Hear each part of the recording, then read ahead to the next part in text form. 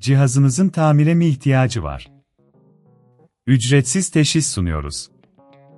Kapınıza kadar alıyor ve teslim ediyoruz, telefon veya seyahat gerekmez.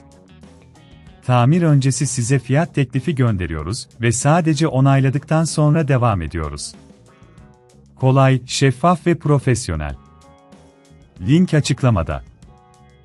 Merhaba, bugün Dyson V10 süpürgenizin bakımını yapacağız.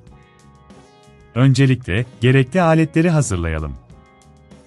Bir tornavida seti, yumuşak bir bez ve bir fırça ihtiyacımız olacak. İlk adım olarak, süpürgenizin üst kısmını açarak filtreye ulaşacağız. Bu filtreyi çıkarmak için, tornavidanızda vida yerlerini dikkatlice gevşetin. Eğer bunun çok zor olduğunu düşünüyorsanız, evden alın ve teslimat hizmeti sunduğumuzu unutmayın. Filtreyi çıkardıktan sonra, su altında nazikçe durulayın. Bu işlem, filtrede biriken tozları temizlemeye yardımcı olacaktır. Filtreyi temizlerken, her zaman suyun sıcak olmadığından emin olun.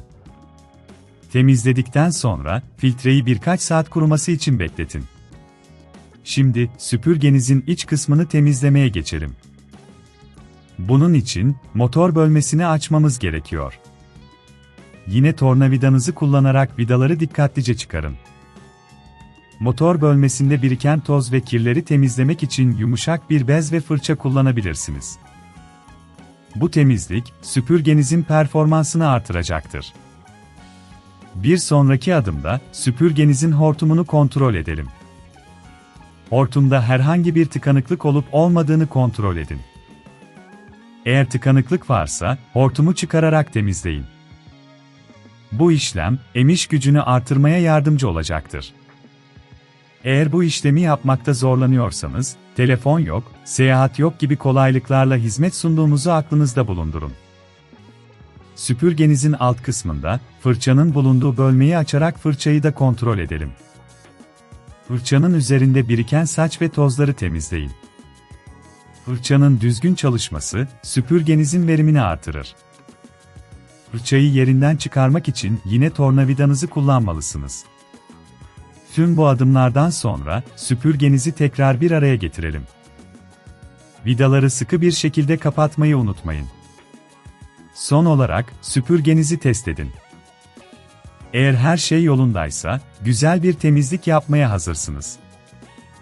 Unutmayın ki, tamir öncesi fiyat teklifi alarak, süpürgenizin bakımını profesyonel şekilde yaptırabilirsiniz.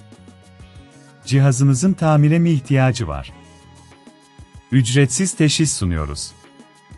Kapınıza kadar alıyor ve teslim ediyoruz, telefon veya seyahat gerekmez. Tamir öncesi size fiyat teklifi gönderiyoruz ve sadece onayladıktan sonra devam ediyoruz.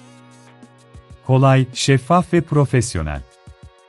Link açıklamada.